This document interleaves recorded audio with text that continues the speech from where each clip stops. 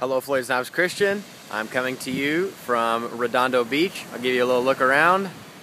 You see over there are the hills of Palos Verdes, the Pacific Ocean, and down there in the distance is the Redondo Pier.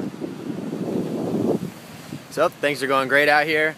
I'm sure a lot of you thought Los Angeles and you figured I'd be living in downtown city with taxi cabs and people running all over the place and skyscrapers, and that's not really where I'm staying. This is a very cool area, Redondo Beach. So I love it here so far, and it's kind of exceeded my expectations, which is tough to believe. So update on how everything's going at TVG. Last week, Joe Torre, who used to be the manager of the New York Yankees and also was the manager for the Dodgers, he had a horse running named Game On Dude at Hollywood Park, and that horse ended up winning. So after the race, I was doing the reporting, and I got to interview him, which was very cool. I can remember in elementary school watching Joe Torre, be the manager of the Yankees, and it was just very cool to stand next to him and have a microphone in his face and asking him questions about how his horse ran. So it was a very cool day.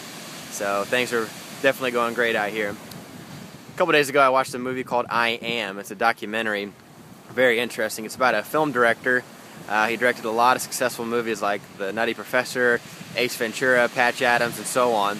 And he talked about how once he really began to rise in his industry, he bought a zillion-dollar home, couches that cost more than houses, just very fast cars. And he said that when he had all these material possessions, he started realizing that life really wasn't what he thought it would be with them. He said he really didn't seem any happier with all of the material possessions that he had collected with all of his money. So what he decided to do was basically sell off all of his stuff, start living primitively in a kind of almost a mobile home community, and really go out and talk with some of the brightest minds to discover what it is that makes humans tick. And what he found out is that a lot of main themes that came from it is that really not only humans but all of creation has been designed by the Lord to work in unison with each other.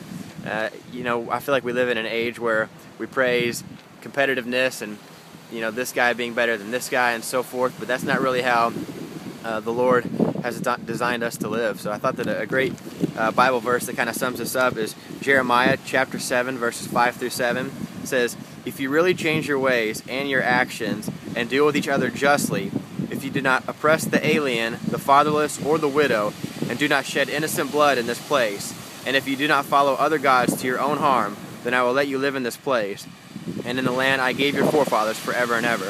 I feel like maybe what this guy's problem was, he was following other gods to his own harm, maybe putting money and status as the most important thing in his life, which weren't giving him the satisfaction and the contentment that humans really need to live a happy life here on earth.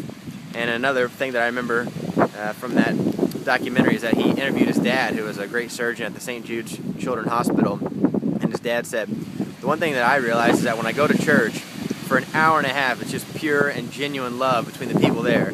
It's hugging, it's compassion, it's mercy, it's love for the people next to us." And then he said, but when you leave church after that hour and a half, you walk out into the world and sometimes you just wonder where did it go?